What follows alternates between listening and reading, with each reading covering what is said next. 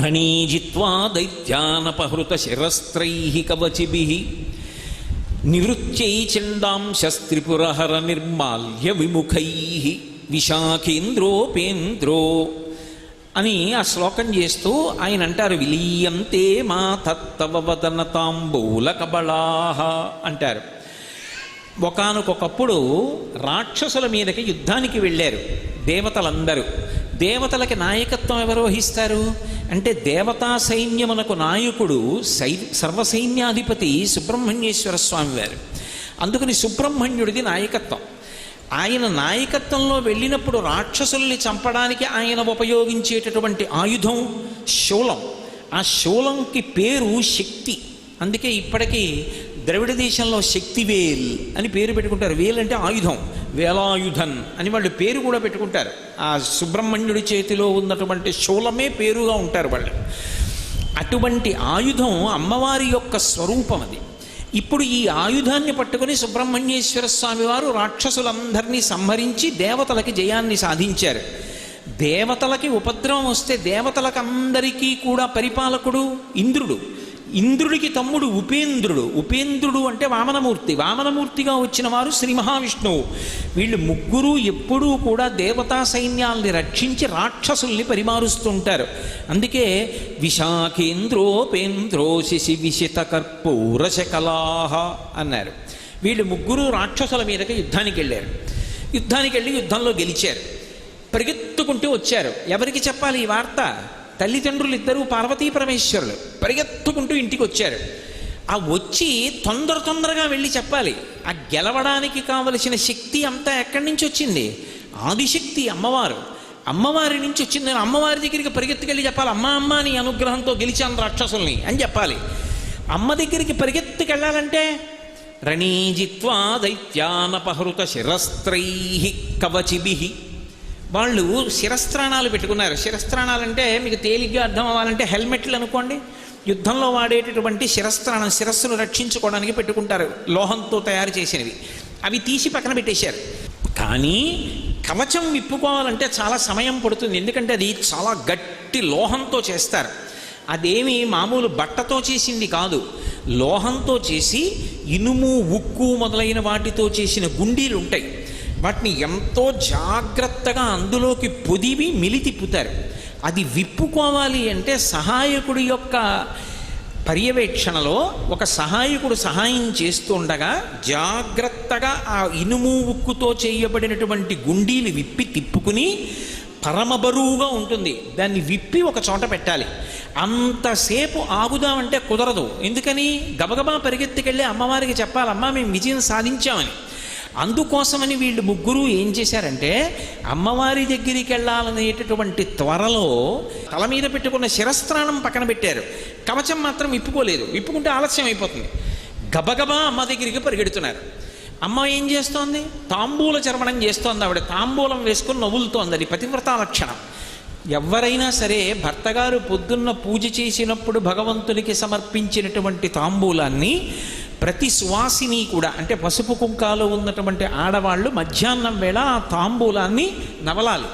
ఆ తాంబూలాన్ని నవలడం అనేటటువంటి హక్కు ఎవరిది అంటే ఒక్క సువాసినికే ఉందా అధికారం. అందుకే అమ్మవారికి చేసేటటువంటి ఉపచారాలన్నిటిలోకి చాలా గొప్ప ఉపచారం తాంబూల సమర్పణ. అసలు తాంబూలం అమ్మవారు వేసుకున్నటువంటి ఆ నోటిని దర్శనం చేస్తే వచ్చేటటువంటి ఫలితాలు నేను చెప్పలేను అని పరోక్షంగా చెప్పారు శంకరాచార్యుల వారు. ఆ నోటి వంక చూస్తే అంత ఫలితం. అటువంటి తల్లి, అది సువాసిని అధికారం. ఆమె నిత్యాయ త్రిగుణాత్మనే పురజితే కాత్యాయని శ్రేయసే సత్యాయాద్య కుటుంబిని మునిమన ప్రత్యక్ష చిన్మూర్తయే అంటారు శంకరులు. ఆది కుటుంబం, లోకమునంతటినీ కన్న తల్లి, ఆ బ్రహ్మకీట జనని.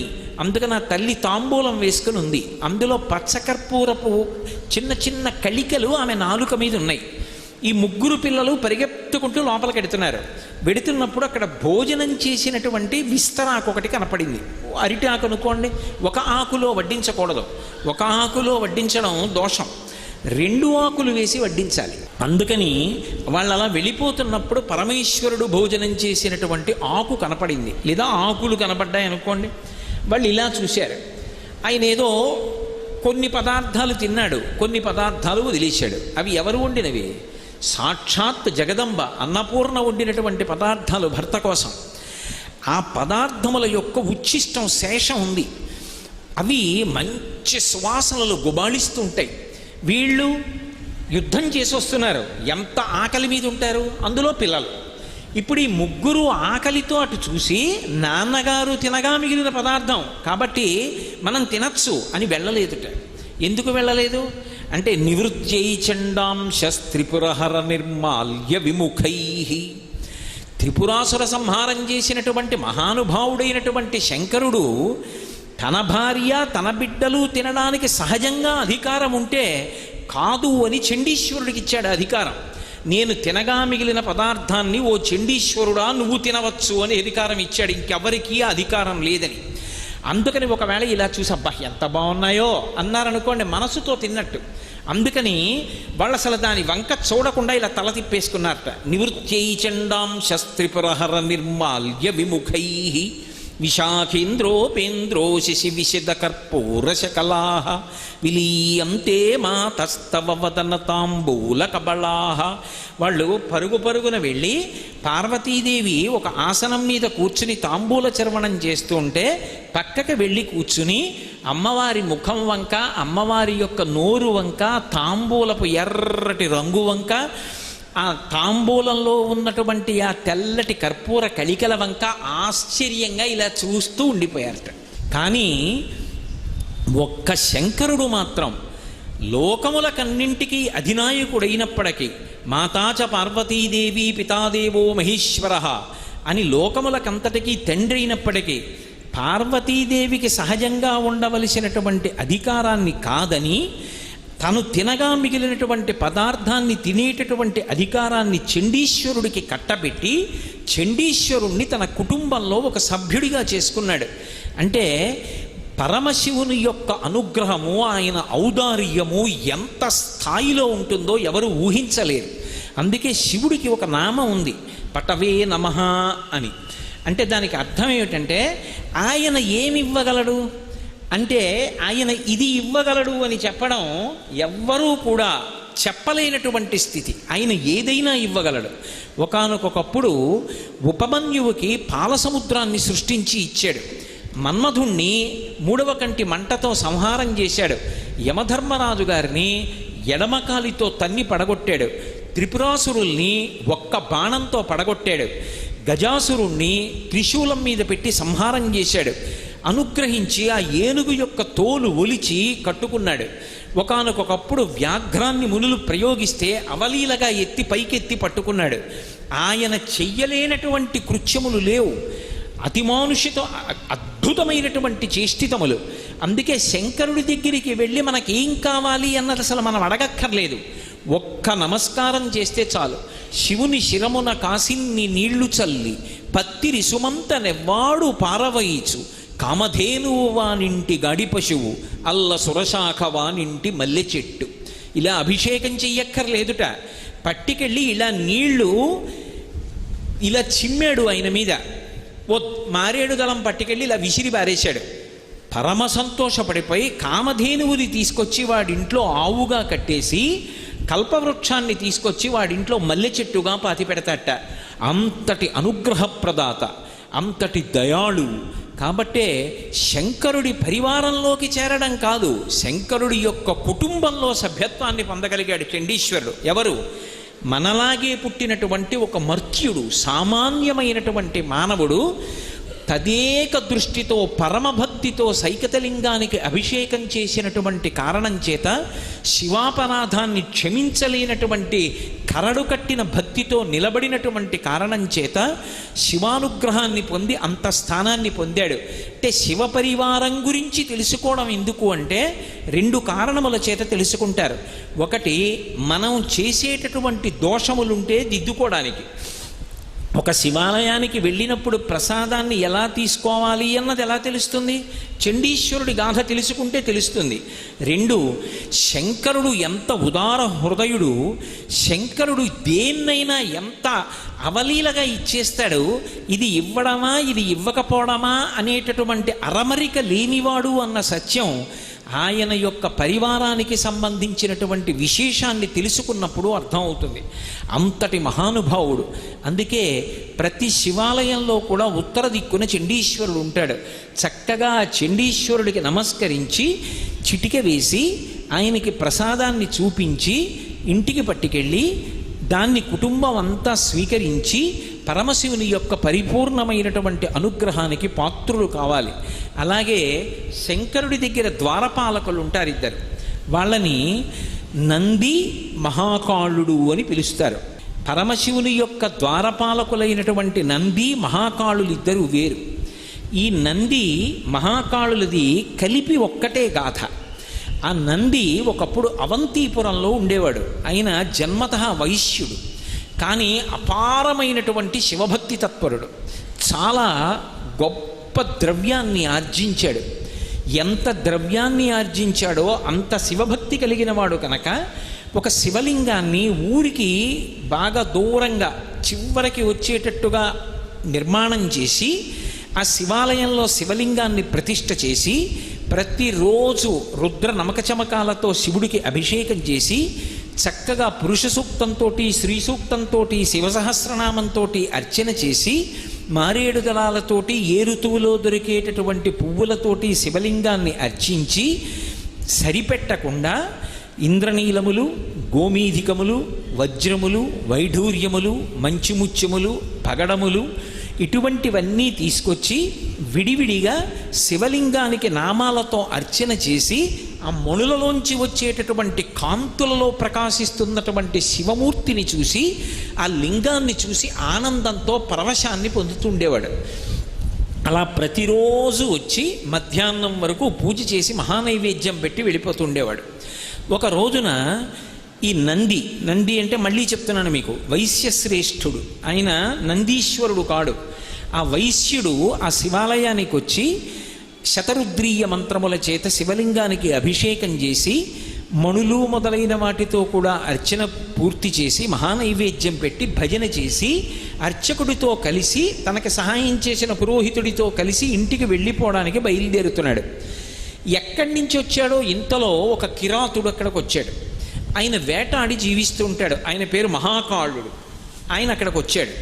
వచ్చి శివాలయంలోకి వచ్చాడు. వస్తువుని శివలింగం వంక చూశాడు. అబ్బా, ఎంత అద్భుతమైన శివలింగం రా అనుకున్నాడు. అక్కడ మణులు కనపడ్డాయి, వజ్రములు కనపడ్డాయి, వైఢూర్యములు కనపడ్డాయి, మంచిముత్యములు, గోమీధికములు ఇవన్నీ కనపడ్డాయి. కానీ ఆశ్చర్యం ఏమంటే ఆయన మనస్సు వాటి వేటి మీద నిలబడలేదు. ఆ శివలింగం వంక తేరిపారి చూశాడు. ఏదో జన్మజన్మాంతరమైనటువంటి అనుబంధం ఒక్కసారి మనసులో నిద్రలేచింది. శివ, నువ్వు నా తండ్రివి, నేను నీ బిడ్డని. ఇంతకాలం తండ్రి నిన్ను చూడ్డానికి రాలేదు, ఎక్కడెక్కడో తిరిగాను, ఇంతకాలానికి వచ్చాను, ఇక నిన్ను విడిచిపెట్టనన్నాడు. తిన్నగా పక్కనున్న తటాకంలోకి వెళ్ళి మునిగి స్నానం చేశాడు. బట్ట పిడుచుకున్నాడు, మళ్ళీ కట్టుకున్నాడు. గబగబా గుళ్ళోకి వచ్చాడు. వచ్చేటప్పుడు బోయి తిన్నడిలాగే ఆ నోట్లో కొన్ని నీళ్లు పట్టుకొచ్చి శివలింగం మీద ఉమిశాడు. ఏమైనా అందామంటే కిరాతుడు ఏ బాణం వేసి చంపేస్తాడో భయం. వైశ్యుడు బ్రాహ్మణుడు నక్కి చూస్తున్నారు దేవాలయంలో ఒక చాటున. ఈ వచ్చినటువంటి మహాకాళుడు, ఈ కిరాతుడు ఆ శివలింగం మీద నీళ్లు ఉమిసి అభిషేకం చేశాడు. ఆ శివుడి దగ్గర కూర్చొని అపారమైనటువంటి భక్తితో శివ శివ శివ శివ శివ శివ శివ అని శివనామం చెప్తూ ఆయన మనస్సు అంతర్ముఖమైపోయి పరమానందాన్ని పొందేశాడు. ఏమో ఎప్పుడు ఎవరి మనస్సు ఎలా ఉంటుందో మనకి తెలియదు. శంకర భగవత్పాదులు అందుకే అంటారు, వటుర్వా గేహీవా యతిరపి జటీవా తదితరో నరోవా యక్కశ్చిద్భవతు భవకింతేన భవతి యదీయం మృత్పద్మం యది భవదీనం పశుపతే తదీయస్త్వం శంభో భవసి భవభారంచ వహసి అంటారు. నువ్వు ఉపనయనం చేసుకున్నటువంటి వటువా, గృహస్థాశ్రమంలో ఉన్నటువంటి వాడివా, వానప్రస్థువా, సన్యాసివా, వీటితో శంకరుడికి సంబంధం లేదు. శంకరుడికి కావలసింది ఏమిటి అంటే నీ మనస్సు అనేటటువంటి పద్మాన్ని తీసి ఆ పరమశివుని యొక్క పాదముల దగ్గర పెట్టినవాడవేనా? అలా పెట్టినవాడవైతే శంకరుడు ఆ భక్తుడి వెంట పడి తిరుగుతూ ఉంటాడు. అంతటి ఉదారుడు. ఆయనకి కావలసింది ఆ భక్తి ఒక్కటే.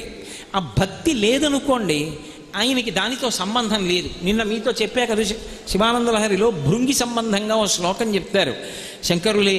భృంగీచ్ఛానటనోత్కటక్కరిమదగ్రాహీ స్ఫురన్మాధవాహ్లాదో నాదయుతో మహాసితవపు పంచేషు నాచాధృత సత్పక్షమనోవనేష సపున సాక్షాన్మదీయే మనోరాజీవే భ్రమరాధిపో విహరతాం శ్రీశైలవాసీ విభు అంటారు. హృదయం అనేటటువంటి పద్మంలో భక్తి అనేటటువంటి తేనె నిండుగా ఉంటే, అదిగో అక్కడ భ్రమరాంబ ఉంది, భ్రమరాంబ తుమ్మెద రూపంలో ఉంటుంది. తుమ్మెదకి మొగుడు ఆయన కూడా గండు తుమ్మెద, వాళ్ళిద్దరూ కలిసి వచ్చి ఇక్కడ ఉన్నటువంటి భక్తి అన్న తేనె తాగడానికి ఎగురుతూ ఉంటారు.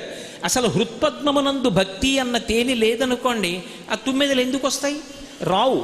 కాబట్టి మనోరాజీవే విహరతాం, ఆ మనస్సు అనేటటువంటి పద్మం దగ్గర ఆ రెండు తుమ్మెదలు ఎగరడానికి కారణమేమి అంటే, భక్తి అనేటటువంటి మకరందము కాని నిండి ఉన్నదా హృత్పద్మమునందు, ఆ తుమ్మెదల జంట విహరిస్తారు పార్వతీ పరమేశ్వరులు. అంతకుముందు ఆయన కిరాతుడు, ఎన్నో జంతువుల్ని కొట్టాడు, ఎన్నో పక్షుల్ని కొట్టాడు. అయితేనే ఏ జన్మలో చేసుకున్న పుణ్యమో ఇప్పుడు ఫలించింది. ఆ శివలింగాన్ని చూడగానే అపారమైన ఆనందాన్ని పొందేశాడు, అంతర్ముఖత్వాన్ని పొందాడు. అక్కడ ఉన్న మణుల వంక చూశాడు, గాజురాళ్ళు గట్టిగా ఉంటాయి, ఇవి తీసుకొచ్చి ఇక్కడ పూజ చేశారు. ఇవి నా తండ్రి పాదములకు తగిలినప్పుడు ఎంత నొచ్చుకున్నాడో, ఎంత నిప్పెట్టిందో, ఇవన్నీ పట్టుకెళ్ళి పూజ చేశారు. ఇవన్నీ పూజ చేస్తే గాజురాళ్ళన్నీ తీసుకెళ్ళి కాళ్ళ మీద వేస్తే ఆయన పాదములకు నిప్పెట్టదు, ఎవడి పూజ చేసిన ధూర్తుడన్నాడు. ఈ వజ్రాల్ని వైఢూర్యాల్ని పక్కకి తోసేశాడు. తాను తీసుకొచ్చిన మారేడు దళాలు శంకరుడి పాదాల మీద ఉంచాడు. పరమ సంతోషపడిపోయాడు, తిరిగి వెళ్ళిపోయాడు. చూశాడు నంది, ఇదెక్కడి గొడవరా, ఎక్కడి నుంచో కొండమించి దిగొచ్చాడు, చేసిన పూజంతా పక్కకి తోసేశాడు, మళ్ళీ ఇవన్నీ తీసుకొచ్చాడు, మారేడు దళాలు వేశాడు, ఎంగిలి నోట్లో నీళ్లు తీసుకొచ్చి శివలింగం మీద ఉమిశాడు. ఇప్పుడు ఈ దేవాలయాన్నంతటినీ ఎలా మళ్ళీ ప్రక్షాళన చేయడం, ఎలా ఈ పాపం నివృత్తి అవుతుందని అడిగాడు. అడిగితే ఏదో ప్రాయశ్చిత్తం చెయ్యాలన్నారు. మళ్ళీ దేవాలయం అంతా శుభ్రం చేశారు, మళ్ళీ శంకరుడికి అభిషేకం చేశారు, మళ్ళీ నైవేద్యం పెట్టారు, మళ్ళీ పునఃపూజ చేశాడు. మళ్ళీ బెంగ పెట్టుకుని అయ్యో ఏమిటో ఇలా అయిందనుకుని దేవాలయం తలుపులు వేసి ఇంటికి వెళ్ళిపోయాడు. మరునాడు ఉదయం మళ్ళీ వచ్చాడు. మళ్ళీ ఆ కిరాతుడు వస్తాడేమోనన్న భయంతో బెంగబెంగగా మళ్ళీ పూజ అంతా చేశాడు. మళ్ళీ వజ్రాలు వైఢూర్యాలు మాణిక్యాలు గోమేధికాలు మంచిముత్యాలు వీటన్నిటితో పూజ పూర్తి చేశాడు. మహానైవేద్యం పెట్టాడు, మంత్రపుష్పం పెట్టాడు, తాంబూలం ఇచ్చాడు. అన్నీ పూర్తయిపోయి తను ఇంటికి వెళ్ళిపోవడానికి సిద్ధపడి లేచి సాష్టాంగ నమస్కారం చేసి నించున్నాడు. అంతే, మళ్ళీ ఎక్కడి నుంచో కిరాతుడు పరిగెత్తుకొచ్చాడు. మళ్ళీ నిన్ననేం చేశాడో ఇవాళ కూడా అదే చేశాడు. మళ్ళీ గబగబా వచ్చాడు, ఆ శివలింగం మీద తన నోటిలో ఉన్నటువంటి నీటిని ముమిశాడు. పక్కన ఉన్నటువంటి కోనేటిలో స్నానం చేసి తీసుకొచ్చినటువంటి నీళ్లు, ఆ నీళ్లని ముమిశాడు. ఆ శివలింగాన్నంతటినీ తుడిచేశాడు. మళ్ళీ తీసుకొచ్చి దిక్కుమాలిన గాజురాళ్ళు ఇక్కడ పెట్టారన్నాడు. ఆ గాజురాళ్ళు అని చెప్పి ఆ వజ్రవైఢూర్యాలు పక్కకి తోసేశాడు. తోసేసి తాను తీసుకొచ్చిన లేత మారేడు దళాలు చిన్న చిన్న ఉంటాయి, ఎర్ర రంగులో ఇంతంతే ఉంటాయి. అంత చిన్నవైతే మా స్వామి పాదం మీద పెట్టినప్పుడు సొక్కదు, హాయిగా ఉంటుంది ఆయన పాదాలకన్నాడు. ఆ చిన్ని మారేడు దళాల ఆయన మీద పెట్టాడు. ఇప్పుడు మా తండ్రి పాదాలు ఎంత అందంగా ఉన్నాయో అన్నాడు. శివలింగానికి పూజ చేశాడు. మనసులో దర్శనం చేసింది పరమశివుని యొక్క పాదముల జంట దర్శనం చేశాడు. మహానందపడిపోయాడు. అక్కడ ఉన్న ప్రసాదం నోట్లో వేసుకున్నాడు. తిరిగి మళ్ళీ కొండెక్కి వెళ్ళిపోయాడు. ఈ నంది బెంగ పెట్టుకున్నాడు. ఇలా రోజు నేను పూజ చెయ్యా, ఈ కిరాతుడు వస్తుండా, ఈ వచ్చినటువంటి కిరాతుడు నేను చేసినటువంటి పూజనంతటినీ పక్కకి తోసెయ్యా, మళ్ళీ ఆయన తీసుకొచ్చి ఎంగిలి నీళ్లు ఉముస్తూ ఉండడం, పైగానేమో ఆ గాజురాళ్ళని అన్నిటినీ తీసేయడం, ఇది సరి అయినటువంటి పద్ధతిగా లేదు. ఏం చేస్తే బాగుంటుంది చెప్పమని బ్రాహ్మణుల్ని అడిగాడు. వాళ్ళన్నారు, ఇక్కడ ఊరికి చివరగా శివాలయం ఉన్నటువంటి కారణం చేత కొండమించి కిరాతుడు దిగి వస్తున్నాడు కాబట్టి ఇక్కడ శివాలయం ఉంటే ఉపయోగం లేదు, ఇక్కడ శివలింగం ఉంటే ఉపయోగం లేదు. ఇతను ఇలాగే వస్తూ ఉంటాడు. పాపమో పుణ్యమో ఈ శివలింగాన్ని తవ్వేద్దాం, తవ్వేసి నీ ఇంటికి పట్టుకెళ్ళిపోయి నీ ఇంట్లో ప్రతిష్ఠ చేసుకుని అక్కడ పూజ చేద్దాం అన్నారు. సరేనన్నాడు. మరునాడు తెల్లవారుజామునే చీకటి ఇంకా విడవకముందే వచ్చాడు. తనతో పాటు కొంతమంది కార్మికుల్ని తీసుకొచ్చాడు. గుణపాలతో శివలింగాన్ని తవ్వేశారు, భుజాలకు ఎత్తుకున్నారు, ఇంటికి పట్టుకెళ్ళిపోయారు. వైశ్యుడిది గొప్ప భవనం, ఆ భవనంలో ఒక గది ఏర్పాటు చేశాడు. అందులో వేదిక మీద శంకరుణ్ణి పెట్టాడు. శివ, ఇంకా ఇవాళ నుంచి నీకు ఎంగిలి పూజల బాధ లేదు. ఇక నంది రాడు, మహాకాలుడు రాడు, హాయిగా నేను పూజ చేస్తాను, దాన్ని స్వీకరించన్నాడు. మధ్యాహ్నం వరకు పూజ చేశాడు. అమ్మయ్య, ఇక కిరాతుడు వచ్చే అవకాశం లేదనుకున్నాడు. సంతోషంగా మహానైవేద్యం పెట్టేశాడు. నీరాజన మంత్రపుష్పాలు అయిపోయి తలుపేసేసాడు, వెళ్ళిపోయాడు. అక్కడ మహాకాలుడు ఆ కిరాతుడు కొండమించి మధ్యాహ్నం దిగొచ్చాడు. తిన్నగా కోనేటికి వెళ్ళాడు. చక్కగా స్నానం చేసేశాడు. గండూషాంబు రిషీచనం పురరివోర్దివ్యాభిషేకాయతే అంటారు శివానంద లహరిలో. అలా నోటి నిండా పుక్కిటి నిండా నీళ్లు పట్టుకున్నాడు. శివలింగం మీద అభిషేకం చేద్దామని గుళ్ళోకి వచ్చాడు. వచ్చేటప్పటికి శివలింగానికి బదులు పెద్ద గొయ్యుంది. చూశాడు, ఆశ్చర్యపోయి హతాశుడైపోయి చేతిలో ఉన్న ధనస్సు పక్కన పారేసి ఆ మారేడు దళాలు నేల మీద పడేసి కుప్పకూలిపోయాడు. శివ, నేనేదో అపరాధం చేసి ఉంటాను, నువ్వు వెళ్ళిపోయావు. తండ్రి, నువ్వు లేని ప్రదేశం ఎక్కడుంది? నువ్వు లేని ప్రదేశం ఈ లోకంలో లేదు. నువ్విక్కడ లింగాకృతిలో కనపడకపోతే నేను లింగాకృతిని కల్పించుకోలేను అనుకున్నావా? నేను ఎక్కడికో వెళ్ళి శివలింగాన్ని తీసుకొచ్చి ప్రతిష్ఠ చెయ్యగలిగినంత శక్తివంతుణ్ణి కాను.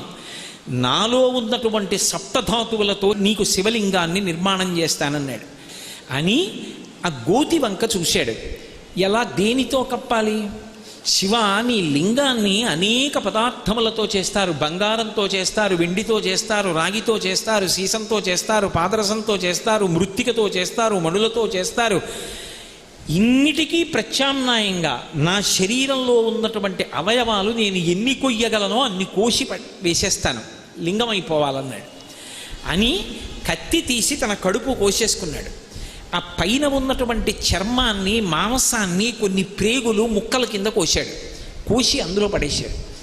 స్పృహ తప్పిపోయాడు. ఇక ఓపిక చాలలేదు, బాధ తాళలేక కింద పడిపోయాడు. కాసేపటికి స్పృహ వచ్చింది. నెత్తురు కారిపోతుండగా చూశాడు.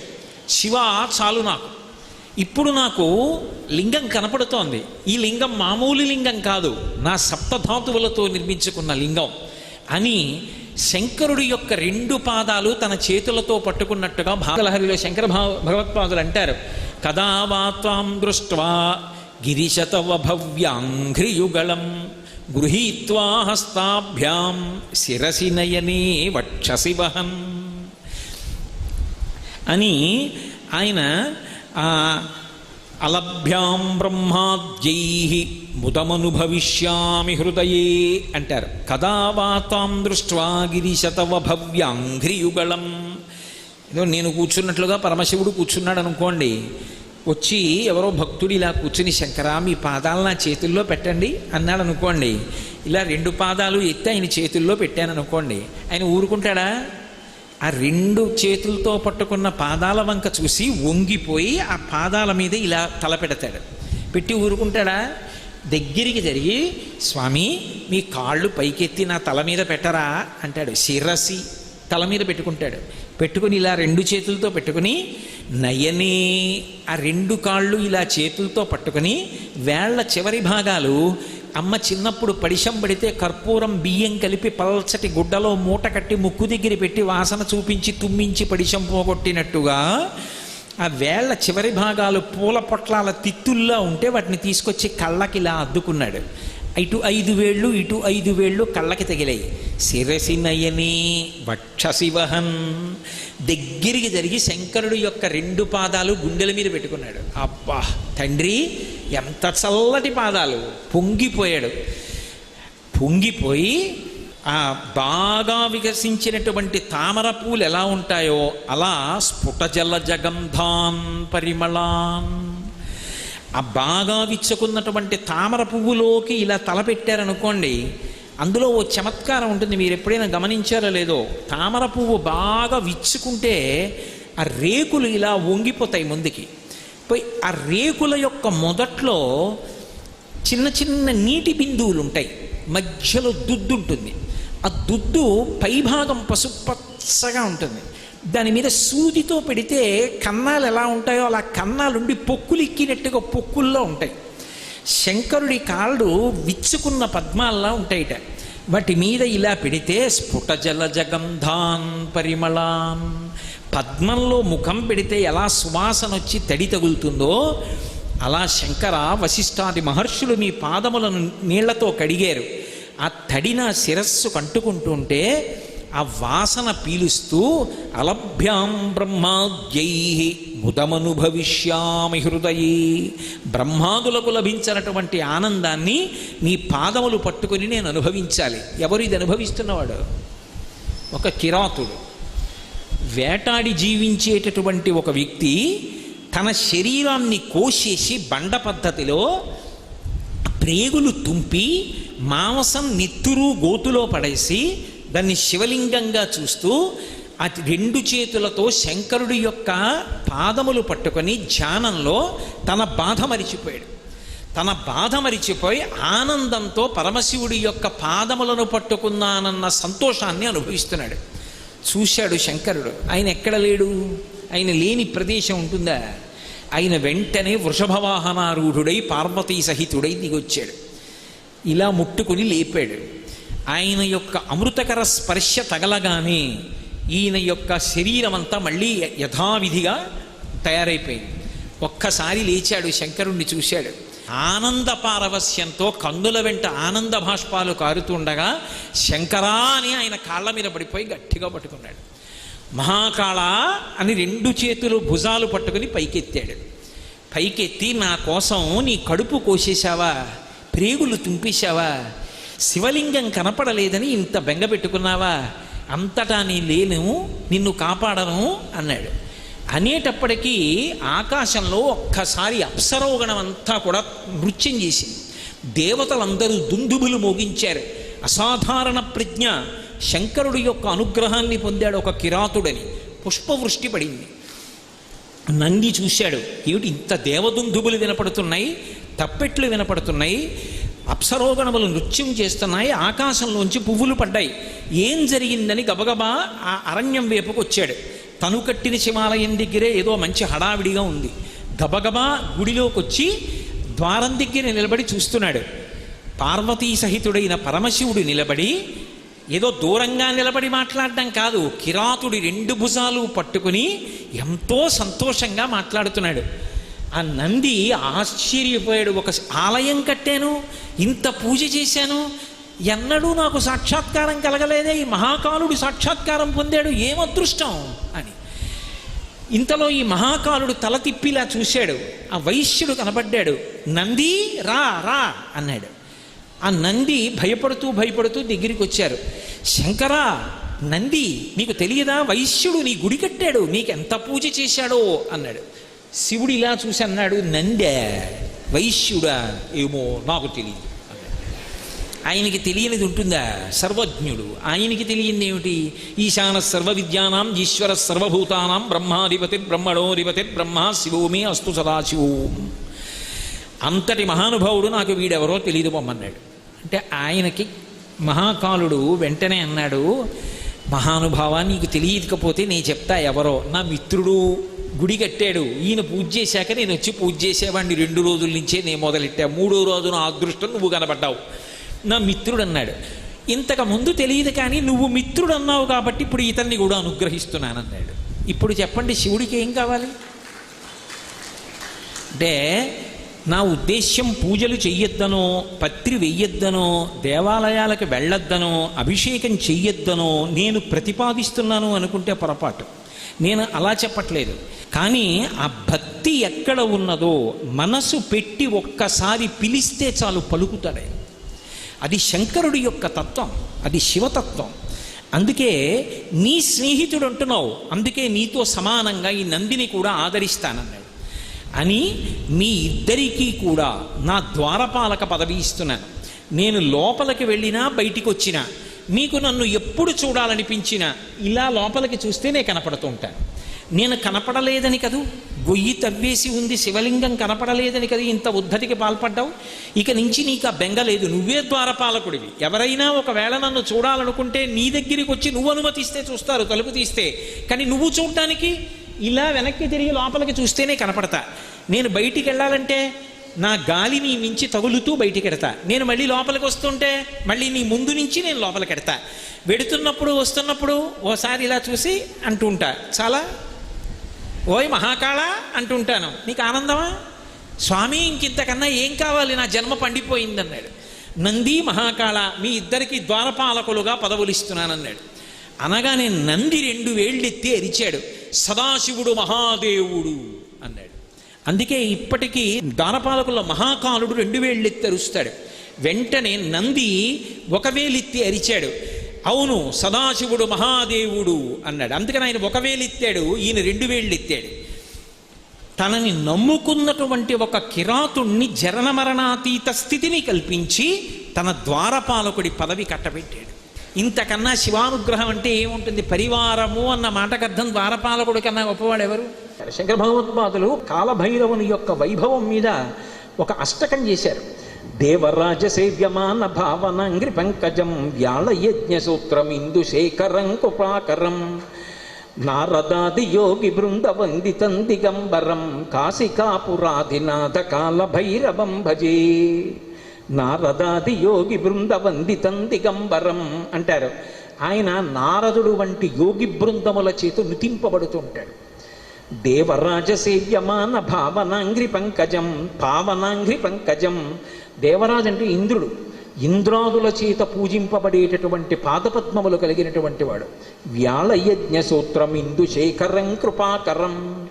ఆ చంద్రబింబాన్ని శుక్లపక్షంలో ఉండేటటువంటి తదియనాటి చంద్రరేఖని కొప్పులో ధరించి ఉంటాడు ఆయన. వ్యాళయజ్ఞ సూత్రం ఇందుశేఖరం కృపాకరం నారదాది యోగి బృంద వందితం దిగంబరం. ఆయన దిక్కులన్నీ ఆయనకి అంబరములై ఉంటాయి. ఆ దిక్కులు అంబరములై ఉన్న మీదట కొత్తగా ఇక వస్త్రాన్ని కట్టుకోడు, దిశములతో ఉంటాడు. అది ఒకటి. అసలు తెలుసుకోవలసిన రహస్యం వేరే ఉంటుంది. ఎప్పుడైనా మీరు శివాలయంలోకి వెళ్ళినప్పుడు కాలభైరవ దేవాలయానికి వెడితే బట్ట ఉండదు, ఆయన దిగంబరంగా నిలబడి ఉంటాడు. ఎందుకు అలా ఉంటాడు అంటే దానికి ఒక కారణం ఉంది. అంబరము దేనికి కట్టుకుంటారు అంటే వస్త్రము కట్టుకున్నాడు అన్న మాటకి తాత్వికమైనటువంటి అర్థం ఏమిటి అంటే లజ్జ పొంది ఉన్నారు, ఎవరు తనని చూసి సంతోషించాలో వాళ్ళు మాత్రమే సంతోషించాలి తప్ప అన్యులు తనని ఇంకొకలా చూడకుండా ఉండడానికి వస్త్రం కట్టుకుంటారు. సభాముఖంగా అంతకన్నా మాట్లాడకూడదు. మీకు ఇంకా బాగా అర్థం అవడానికి నేను ఒక్కటే మాట చెప్పగలను. 1,00,00,000 రూపాయలు పెట్టి రకరకాల నగలు చేయించుకుని ఒంటి నిండా పెట్టుకుని ఒక స్త్రీ బట్ట కట్టుకోలేదనుకోండి, ఏమంటారు? లజ్జావిహీన అంటారు. సముద్రపు టొట్టును దొరికేటటువంటి నత్తగుల్లలతో హారం వేసుకుని 30 రూపాయల చీర కట్టుకుందనుకోండి, ఏమంటారు? మానవతి అంటారు. బట్ట దేనికి కట్టుకుంటారు అంటే ఏ పురుషుడు తనని ఎలా చూడాలో అలాగే చూడాలి. భర్త అయితే దాని అవసరం లేదు, భర్త కానివాడు ఇంకొకలా చూడ్డానికి వీల్లేదు. అంబరము ధరించి ఉంటారు. అంబరము భక్తికి సంకేతం. భక్తి అంబరమును కట్టుకుంటారు. భక్తి అంబరం కట్టుకుంటే పురుషుడి చేత ఆకర్షింపబడతాడు. ఎవరా పురుషుడు? ఒక్కడే పురుషుడు. పతిం విశ్వస్యాత్మేశ్వరగం శాశ్వతగం శివమచ్యుతం. ఆ భగవంతుడు ఒక్కడే పురుషుడు. ఆధ్యాత్మిక సంప్రదాయంలో అందరం స్త్రీలమే, మనందరికీ పతి ఆయన. ఆయన కొరకు భక్తి అన్న బట్ట కట్టుకుంటాం. అసలు పరమేశ్వరుడు ఎవరి కోసం కట్టుకోవాలి? ఎవరి పట్ల భక్తితో ఉండాలి ఆయన? ఆయన ఎవరిని పొందాలైన? ఆయన పొందడానికి ఇంకెవరు లేరు, అందరూ ఆయన్ని పొందుతారు. అందుకే ఆయన బట్ట కట్టుకోడు. అంటే భక్తి అన్న నంబరం ఆయన కట్టుకోక్కర్లేదు, అందుకు దిగంబరుడు. ఆ దిగంబర అన్న మాటను అలా అర్థం చేసుకోవాలి. అందుకే యోగి సంప్రదాయంలో ఈ దిగంబర అన్న మాట మీకు కనపడుతూ ఉంటుంది. కాబట్టి నారదాది యోగి బృంద వందితం దిగంబరం కాశికాపురాధినాథ కాలభైరవం భజే. అటువంటి కాలభైరవుణ్ణి నేను భజిస్తున్నాను. భానుకోటి భాస్వరం భవాబ్ది తారకం ప్రభుం నీలకంఠమీప్సితార్థదాయకం త్రిలోచనం కాలకాలమంబుజక్షమక్షశూలమక్షరం కాశికాపురాధినాథ కాలభైరవం భజే. ఇప్పుడు నేను అష్టకం అంతా ఎక్కడ చెప్పను? భానుకోటి భాస్వరం, 1,00,00,000 మంది సూర్యులు ఉదయిస్తే ఎలా ఉంటుందో ఆయన కాంతి అలా ఉంటుంది. భవాబ్ది తారకం ప్రభుం, సంసారం అనే సముద్రాన్ని దాటించేస్తాడు ఆయన పాదాలు పట్టుకుంటే. నీలకంఠమీప్సితార్థదాయకం త్రిలోచనం, నీలకంఠుడై హలాహల భక్షణం చేసినటువంటి శంకరుడై లోకములను అనుగ్రహించగలిగిన వాడై భక్తజనుల యొక్క ఈప్సితములను తీర్చగలిగిన వాడై ఉంటాడు. నీలకంఠమీప్సితార్థదాయకం త్రిలోచనం కాలకాలమంబుజక్షమక్షశూలమక్షరం. చేతిలో అక్షమాల పట్టుకుని జ్ఞానాన్ని ఇవ్వగలిగిన వాడై ఉంటాడు. అందుకే అక్షమాల అంటే ధ్యాన స్థితిని కటాక్షిస్తాడు. పుస్తకాలు చదవడం గొప్ప కాదు, ధ్యానం చేయగలిగి ఉండాలి. ఆ మనస్సు చెప్పినప్పుడు మాట వినాలి. పిలవగానే మనసు వెనక్కొచ్చి ఎవరిని చూడమంటున్నానో వాళ్ళని చూడాలి. రా చూడు పార్వతీ పరమేశ్వరుల పాదద్వంద్వాన్ని అనేటప్పటికీ అది గబగబా వచ్చి కూర్చుని చూడడం అలవాటు అవ్వాలి. మనసు ఎలా వినాలి అంటే కుక్క మాట విన్నట్టుగా వినడం, ఎద్దు మాట విన్నట్టుగా వినడం మనసుకి రావాలి. కుక్క చూడండి అన్నాను అనుకోండి పరిగెత్తుకొస్తుంది, కుక్క పిలిస్తే వచ్చినట్టు. ఎద్దు చూడండి కొత్తగా గిత్తని బండికి కట్టారనుకోండి, బండి ఎత్తి పట్టి రైతు దా దా అంటే అది రాదు. బలవంతంగా తీసుకొచ్చి కాడి మెడ మీద పెట్టారనుకోండి తోసేస్తుంది, అటుపోతుంది ఇటుపోతుంది. 4 మాటలు అలవాటు చేసి కొట్టి దుక్కి దున్నించి చేశాడనుకోండి, ఆ తర్వాత రైతు ఇక ఎద్దు దగ్గరికి వెళ్ళడు. వచ్చి ఆ బండి కాడి పట్టుకుని ఇలా పైకి ఎత్తి పట్టుకుంటాడు. ఇలా ఎత్తి పట్టుకుని ఆ 2 కాడిలా సమానంగా వస్తుంది అంటాడు. 2 ఎద్దులు నిద్రపోతున్నవి లేచి ఒళ్ళు విరుచుకొచ్చి మెడబెట్టేస్తాయి. పిలవలేదు ఆయన ఏమి దా అని కూడా అనలేదు, అంటే చాలు 2 ఎద్దులు వచ్చాయి. అలా అన్నంత మాత్రం చేతనే ఎద్దులు వచ్చేస్తుంటే సాధన చేత మనసు వెనక్కి రావడం రావద్దు, రావాలి. అలా వచ్చేటట్టు చెయ్యగలిగిన వాడు, సాధనా బలాన్ని అనుగ్రహించగలిగిన వాడు కాలభైరవుడు. కాలస్వరూపంతో ఉంటాడు. అందుకే కాలకాలమంబుజక్షమక్షశూలమక్షరం కాశికాపురాధినాథ కాలభైరవం భజేత్. అందుకే కాలభైరవష్టానికి ఫలశ్రుతి చెప్తూ కాలభైరమష్టకం పఠంతి ఏ మనోహరం జ్ఞానముక్తి సాధనం విచిత్రపుణ్యవర్ధనం శోకమోహ దైన్యలోభకోపతాపనాశనం తే ప్రయాంతి కాలభైరవంగ్రి సన్నిధిం ధ్రువం అంటారు. ఎవరు కాలభైరవాష్టకాన్ని చదువుకుని ప్రతిరోజు కాలభైరవుడికి నమస్కరిస్తాడో వాడికి భక్తి, చిత్తశుద్ధి, వైరాగ్యము, జ్ఞానము, చిట్ట చివర మోక్షము ఆయన అనుగ్రహిస్తాడు.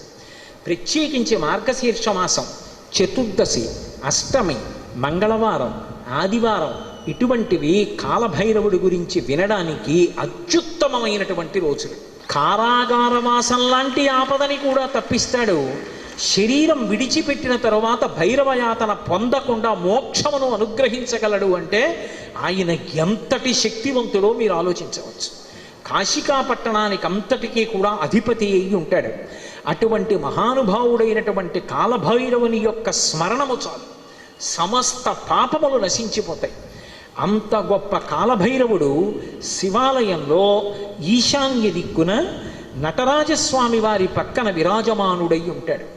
అలాగే శంకరుడి పరివారంలో ఎప్పుడూ విడిచిపెట్టనటువంటి వారు సర్పములు ఆయన్ని ఎప్పుడూ విడిచిపెట్టవు. ఏదో అలా అనడమే కానండి, నిజంగా ఆయన పరివారం అద్భుతమైన పరివారం. సాయంకాలం అయ్యేటప్పటికి కవచం పెట్టేస్తారు. కవచం పెట్టారు అంటే ఇలా పాము పట్టి ఉంటుంది, మీరు చూసి ఉంటారు. కొన్ని చోట్ల శివాలయాల్లో శివలింగం మీద పడగ పట్టి ఉంటుంది. కాబట్టి ఆ పాము అనేటటువంటిది శివలింగం మీద పడగ పట్టి ఉంటుంది, అమ్మవారి యొక్క స్వరూపం. ఆ నాగులు ఎప్పుడూ శంకరుడితో అనుబంధంతో ఉంటాయి. అసలు ఆ పాము దేనికి గుర్తు అంటే కుండలిని శక్తికి ప్రతీక, అమ్మవారికి ప్రతీక.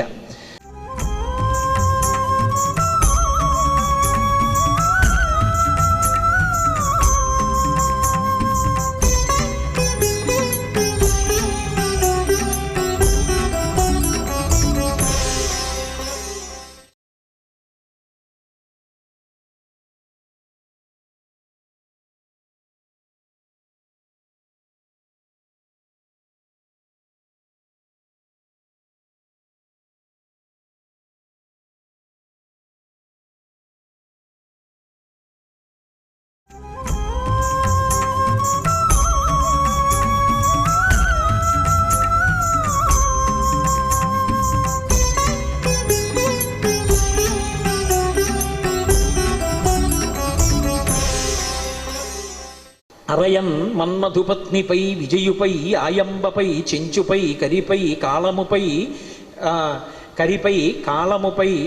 విజయుపై కాగోదర శ్రేణిపై బరగంగల్గు కృపారసము నాపై కొంతరా నిమ్ము నీ చరణాబ్జంబులు నమ్మినాను జగదీశ కవవే శంకరా అంటారు. కాకోదర శ్రేణిపై, పాముకి కాకోదరము అని పేరు. కాకి పొట్ట కొంచెం వంకరగా ఎలా ఉంటుందో అలా వంకర పొట్టతో ఉంటుంది కాకి, అందుకని కాకోదరము అని పేరు. అటువంటి పావులన్నీ శంకరుణ్ణి ఆశ్రయిస్తాయి. ఆశ్రయించినప్పుడు మీరు ఒక్క విషయం గమనించాలి, అవన్నీ పిల్లపావులు, బురదపావులు, నీటి పావులు కావు. అది వాసుకి, ఆదిశేషుడు వంటి అద్భుతమైనటువంటి సర్పములు ఆయన్ని ఆశ్రయించి ఉంటాయి.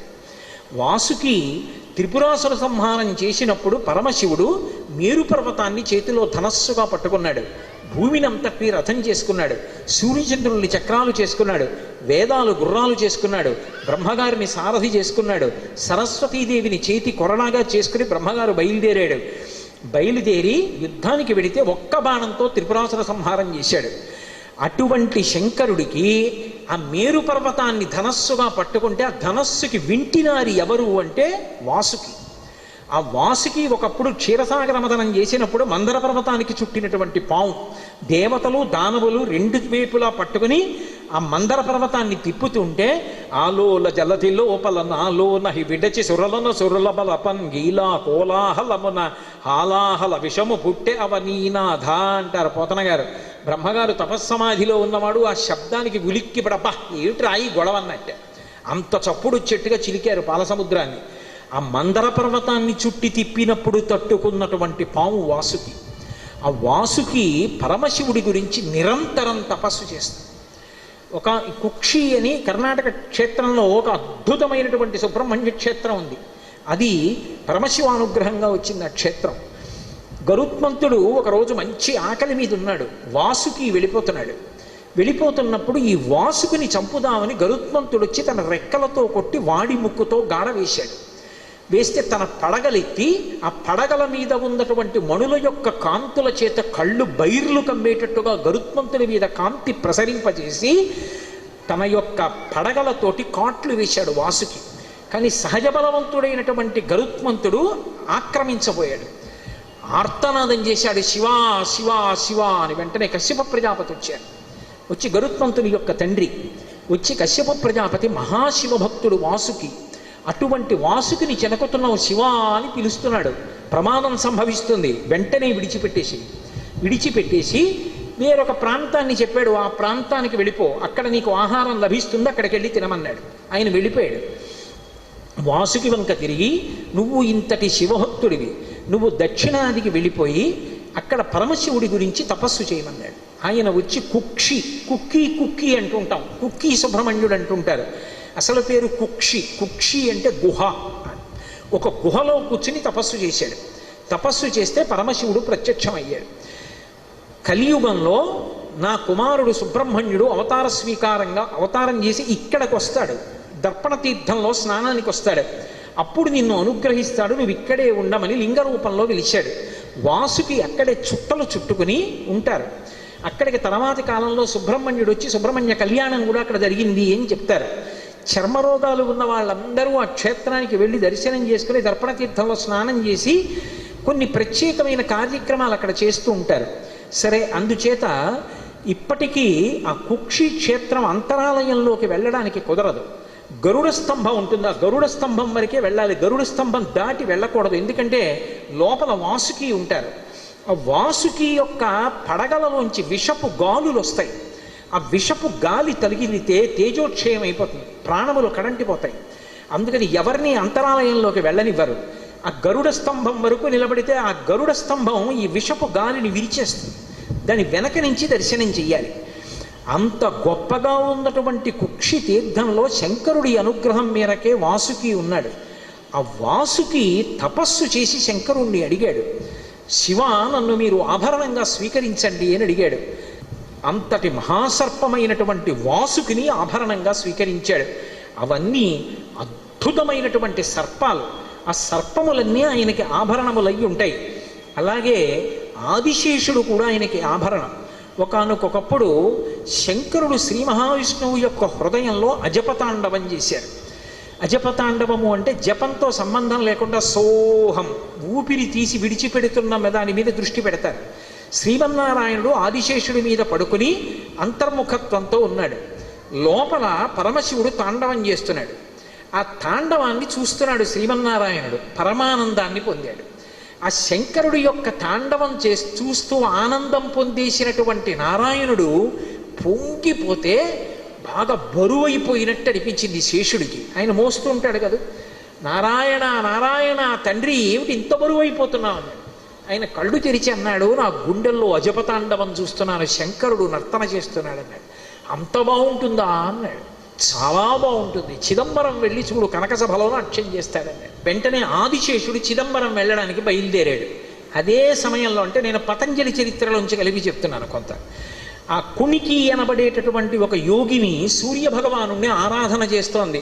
నాకు లోకమునంతటినీ కూడా త్రికరణముల యందు అనుగ్రహించగలిగినటువంటి మహాపురుషుడు కొడుకుగా కావాలని ఆమె అంజలి ఘటించి సూర్యుడికి నమస్కారం చేస్తుంటే, ఆదిశేషుడు అదే సమయంలో భూమి మీద అవతరించడానికి వచ్చాడు. వచ్చి పత్ అంటే పడ్డాం, అంజలి, ఆ కునికి యొక్క అంజలి ఆవిడ చేతి మీద పడ్డాడు. సూర్యుడికి అటువంటి కొడుకు కావాలని అంజలి ఘటించి నమస్కరిస్తుండగా వచ్చి పడ్డవాడు కాబట్టి పతంజలి అని పేరు పెట్టుకుంది ఆవిడ. ఆయన ఆదిశేషుడు. ఆ ఆదిశేషుడు చిదంబరం కనకసభలో నటరాజస్వామి వారు తాండవం చేస్తారు. ప్రదోష వేళలో ఆయన తాండవం చేస్తుంటే అదో అద్భుతం. జటాటవీగలజ్జల ప్రవాహ పావిత స్థలే గళేవలంబ్యలంబితం భుజంగతుంగమాలికం ఢమఢమఢమఢమన్ నినాదమడ్డవర్వయం చకార చండతండవం తనోతు న శివ శివం జటాకటాహ సంభ్రమ భ్రమన్ నిలింప నిజ్జరీ విలోల వీచి వల్లరీ విరాజమానమూర్ధని ధగద్ధగద్ధగద్ధగజ్వలల్లాట పట్టపావకే కిశోర చంద్రశేఖరే రతి ప్రతిక్షణం మమ అగర్వ సర్వమంగళాకళాకదంబ మంజరీరస ప్రవాహ మాధురీ విజృంభణా మధువ్రతం స్మరాంతకం పురాంతకం భవాంత మఖాంతకం గజాంధకాంతకాంతకం తమంతకాంతకం భజే అంటాడు రావణాసురుడు. అలా వృషద్విచిత్రతల్పయో భుజంగముక్తికస్రజో గరిష్టరత్నలోష్టయో సుహృద్విపక్షభక్షయో తృణారవిందచక్షుషో ప్రజామహీ మహేంద్రయో సమప్రవర్తయన్మన కదా సదాశివం భజే అంటాడు. అలా తాండవం చేస్తుంటేట బిందె తల మీద పెట్టుకున్నట్టుగా ఆయన జటాజూటంలో గంగ ఊగుతుంటుందట. అలా తాండవం చేస్తుంటే ఆదిశేషుడు అక్కడికి వెళ్ళాడు.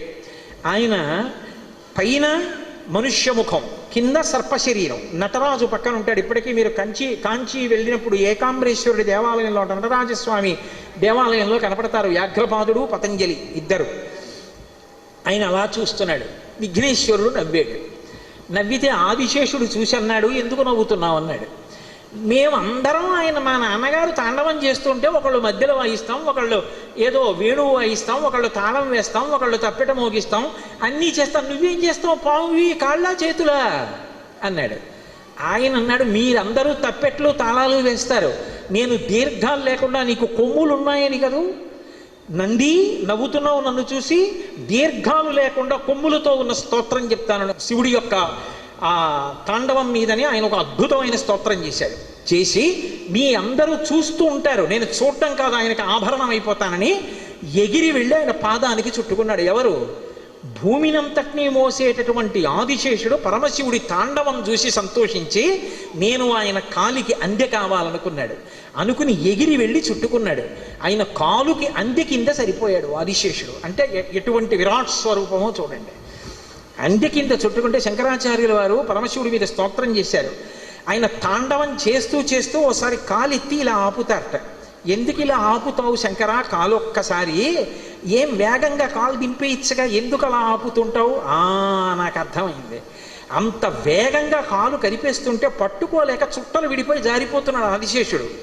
మళ్ళీ కొంచెం చుట్టుకోవడానికి అవకాశం ఇవ్వడానికి కాలెత్తి ఒక్క క్షణం ఆదిశేషుడు కోసం ఆపుతున్నావు అన్నారు. అంత అద్భుతమైన తాండవం చేస్తాడు ఆ ఆదిశేషుడు. పతంజలిగా వచ్చి ఈ లోకానికి 3 కరణములకు ఉపకారం చేశాడు కొనికి కోరుకున్నట్టుగా. ప్రతి మనిషికి మనస్సు, వాక్కు, కాయము ఈ 3 అత్యంత ప్రధానం.